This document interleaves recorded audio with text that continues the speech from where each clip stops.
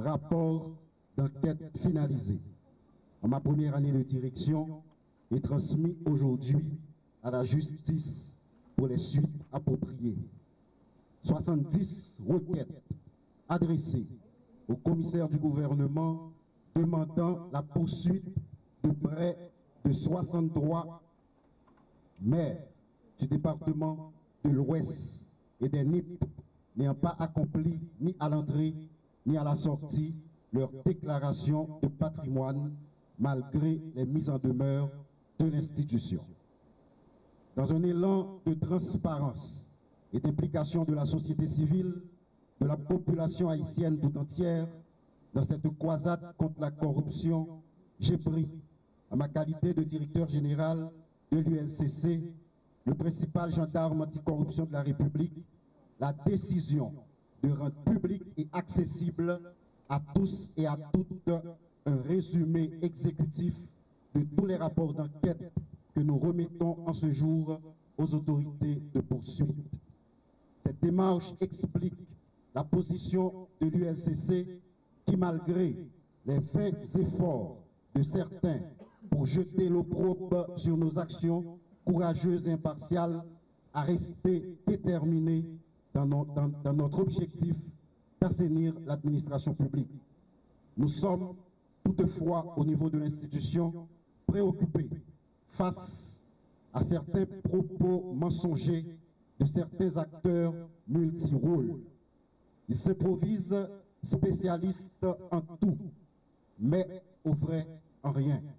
Ils sont à la fois en une seule personne, militants politiques, opposants politiques, supposés défenseurs des droits de l'homme, présidents d'organisations de défense des droits de l'homme, de militants anticorruption et étonnamment et paradoxalement avocats et défenseurs farouches de nombreuses personnes poursuivies pour des faits avérés de corruption. Une confusion de rôles questionnable qui met à nu dans notre société un déficit d'éthique et de déontologie. Cette cérémonie de remise de rapport d'enquête devant la presse aujourd'hui est une façon claire de responsabiliser la justice haïtienne. En matière de corruption, la justice est appelée à défendre d'abord les intérêts prépondérants de l'État. L'ULCC, dois-je le rappeler, détient des habilitations sur toute l'administration publique, n'excluant pas de ce fait les acteurs du système judiciaire. Nous attendons des décisions de justice de manière impartiale, prises de manière impartiale. Nous veillerons à ce que les dossiers puissent subir un traitement respectueux de la loi et du droit anticorruption.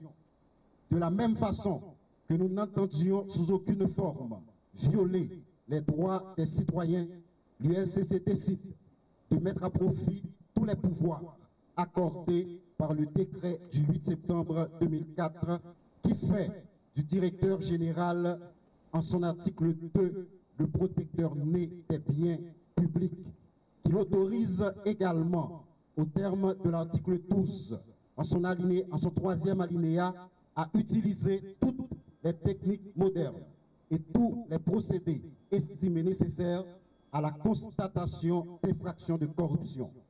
Ce même décret tranche sans ambiguïté les débats actuels en confirmant ce qui suit en son article 11 au deuxième alinéa.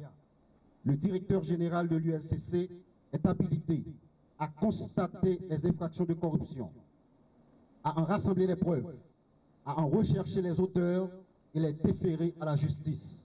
En cas de besoin, il peut requérir directement le concours de la force publique. Maintenant, je vous laisse répondre à ces questions.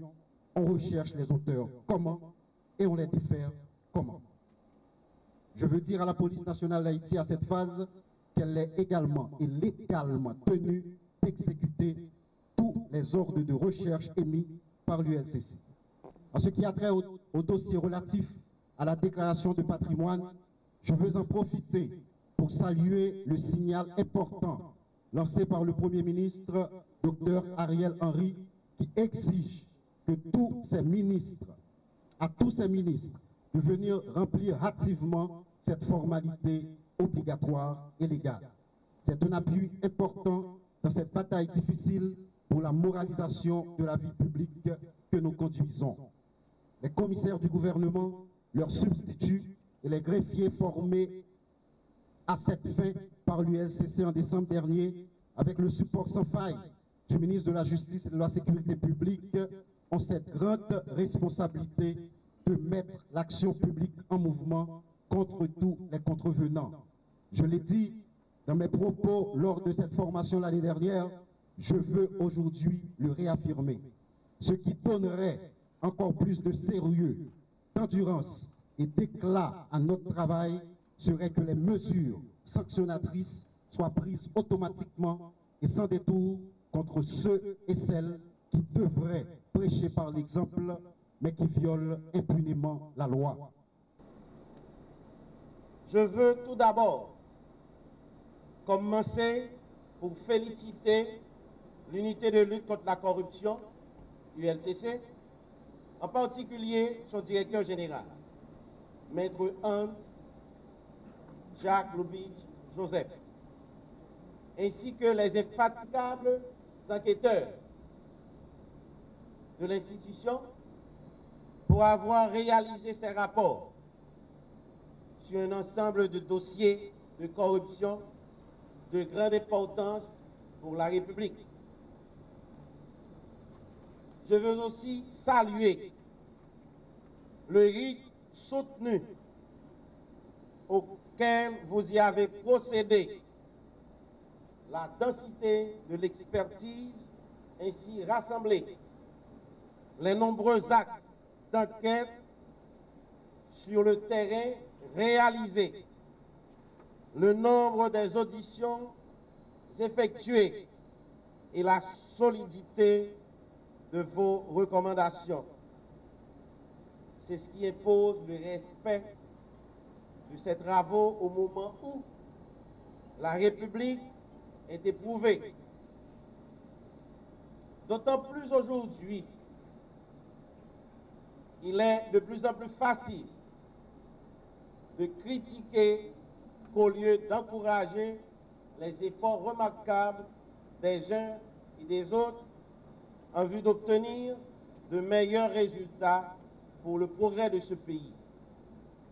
Je veux en profiter pour rappeler sans détour et avec clarté aux agents de la police nationale d'Haïti, dont la loi fait de moi leur supérieur hiérarchique, que le décret du 8 septembre 2004 créant l'ULCC leur impose l'obligation d'exécuter dans le respect de la loi les ordres de recherche émis par le directeur général en sa qualité d'officier de police judiciaire. Tant que l'article 11 du décret SUDI existe, autorisant la recherche et le déferment des auteurs d'actes de corruption, il doit être mis en application. Mesdames, Messieurs, ce matin, le ministre de la Justice et de la Sécurité publique, que je suis, prend acte de la remise solennelle de ces rapports définitifs aux différents commissaires du gouvernement près des parquets de la République. Ces rapports, j'en suis convaincu, aideront le pays à voir davantage le dessous de la carte de ces phénomènes pervers qu'est la corruption, dont les tenants sont prêts, disposés et motivés à tuer, à assassiner, à vilipender, à torturer et à sacrifier pour le maintien de grands avantages illégalement acquis.